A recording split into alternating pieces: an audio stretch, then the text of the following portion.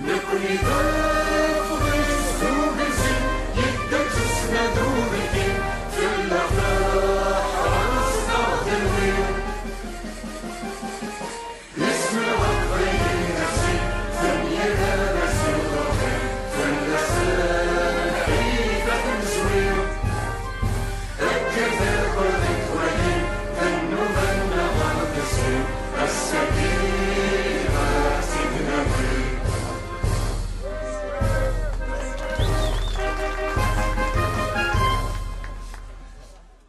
Qu'est-ce que tu peux nous dire de la réaction de l'Union européenne, des États-Unis, de la France qui prennent les libertés? Comment peut-on dire à un peuple, tu n'as pas le droit d'être libre?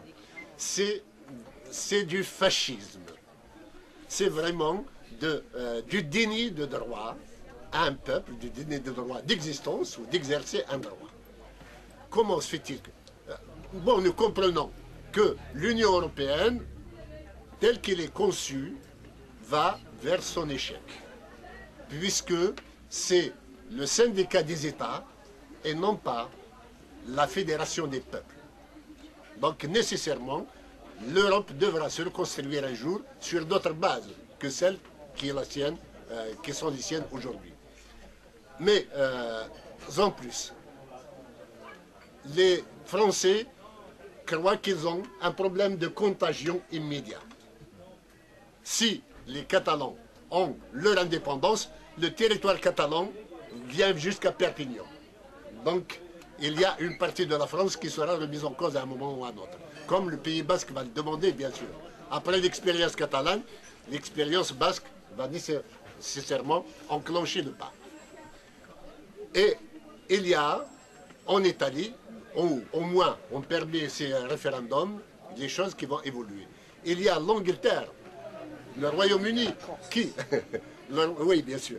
Et, bon, la France a beaucoup de cas. Hein. La France s'est faite par le glaive, hein, et maintenant, on récolte, on croit que l'école de Jules Ferry a fait table rase du passé et des différences. On se rend compte que, même si il y a des Occitans ou des Savoyards qui veulent rester français, ils veulent néanmoins avoir leur propre gouvernement à leur niveau. Voilà. Au moins des fédérations européennes qui vont se créer.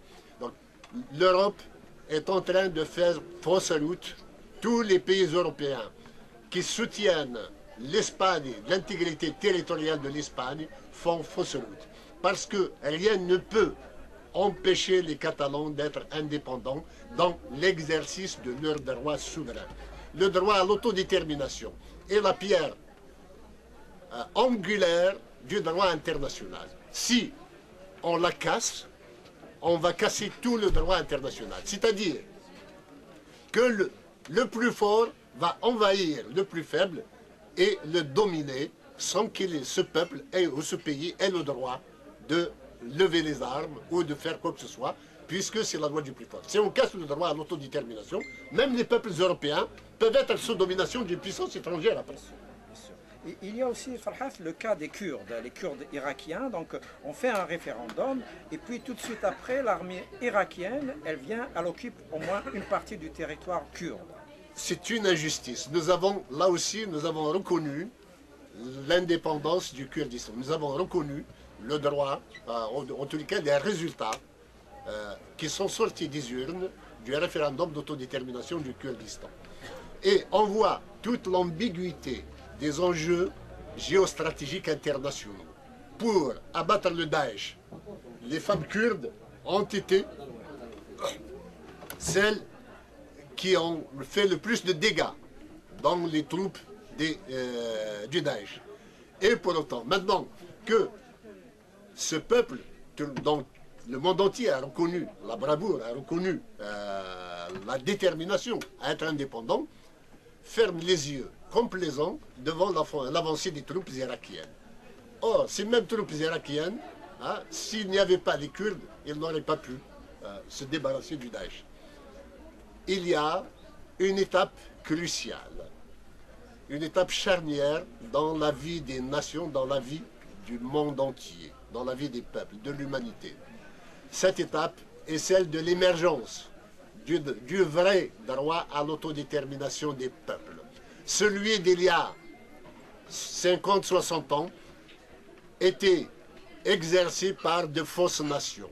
Les vraies nations vont commencer à le faire maintenant. Et c'est dans ce cadre-là que la Kabylie émerge et demande à elle aussi à ce que les instances internationales lui reconnaissent, au moins formellement, ce droit d'être indépendant ou de faire un référendum pour se prononcer sur son avenir. Nous ne sommes pas des dictateurs pour obliger les Kabyles à voter pour ou contre l'indépendance de la Kabylie. Il appartient à chacun, bien sûr, après une campagne électorale, un référendum, de choisir son camp. Il n'y a pas que cela.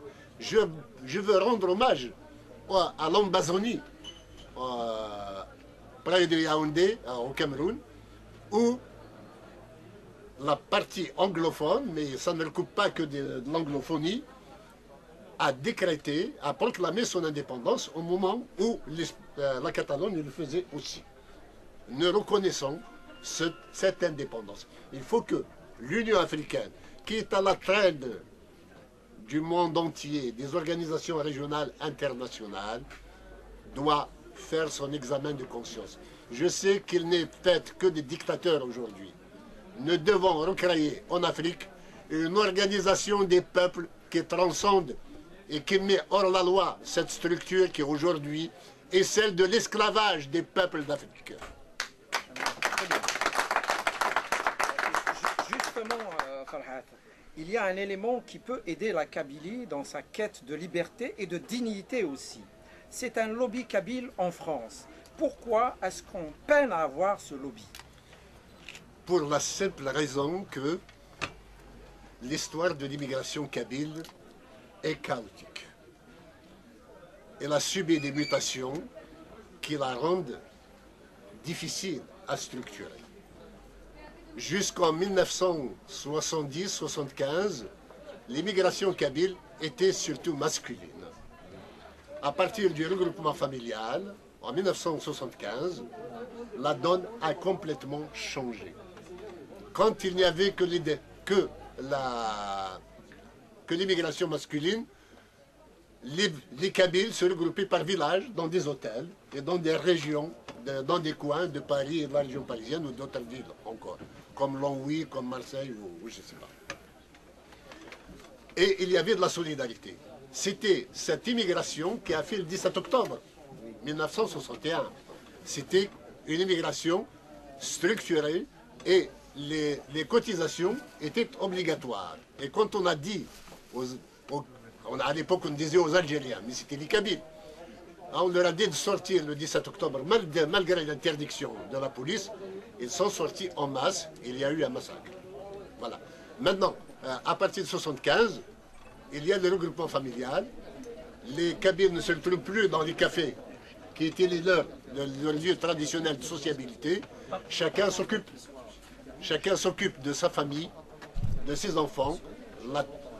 Le poids, le fardeau est plus lourd sur leurs épaules et donc ils se sont isolés. En plus de cela, à l'indépendance, il y a eu déjà fracture entre les Kabyles. À l'indépendance de l'Algérie, la Kabylie a engagé une guerre contre Ben Bella et l'Algérie officielle. Donc il y avait les Kabyles qui restaient fidèles à la ligne kabyle et ceux qui étaient tentés par le sérail qui, par les honneurs et l'argent, ont préféré de devenir des pions et des armes contre leurs propres frères kabyles. Et donc il y a eu fracture de la société kabyle, et il y a eu méfiance. Et en 1980, quand il y a eu le printemps berbère, toute notre action, toute l'action de l'immigration, l'élite de l'immigration kabyle, était orientée vers la Kabylie. Comment se faire l'écho de ce qui se passait là-bas. Mais entre-temps, les générations, de nouvelles générations de Kabyles naissaient ou arrivaient très jeunes en France et personne ne s'en occupait. Et c'était les islamistes en général, les baptistes en général, qui les ont pris en charge. Quand il y a eu la démocratisation, le fait qu'il y ait eu deux partis politiques, le FFS et le RCD, quand quelqu'un essaie de structurer les Kabyles, l'autre lui pose des problèmes. De part et d'autre. Donc, cette immigration n'a pas trouvé de stabilité. Il a fallu le drame du printemps noir, d'abord l'assassinat de Matou Moulinès, pour voir enfin les Kabyles de nouveau fédérés autour d'un drame. Et en 2001 également. Et comme l'affaire de l'Arrache a été un fiasco, si l'on peut dire, sur le plan politique, c'est difficile pour le MAC d'arriver derrière et de dire « Moi, je ne vais pas trahir, moi, je ne vais pas faillir. Tout ce qu'ils ont fait les autres, c'est du pipeau. Nous sommes sûrs, qui va nous croire ?» Donc, acquérir la confiance de son peuple requiert du temps. Est-ce qu'il n'y a pas lieu d'inventer d'autres méthodes pour empêcher les fractures qui sont souvent superficielles? Est-ce que l'histoire ne nous interpelle pas tous? Nous sommes tous interpellés. Maintenant, il y a sûrement du dialogue et de la concertation à avoir, de la méthode justement, pour que l'on fasse une sorte de minimum syndical entre les différents acteurs kabyles. Nous ne sommes pas des ennemis entre nous, mais nous pouvons nous respecter dans ce que nous sommes. Voilà. Avec toutes les différences que les uns et les autres peuvent avoir, n'est-ce pas? Tout à fait. Ceci dit, sachez que il y a nécessité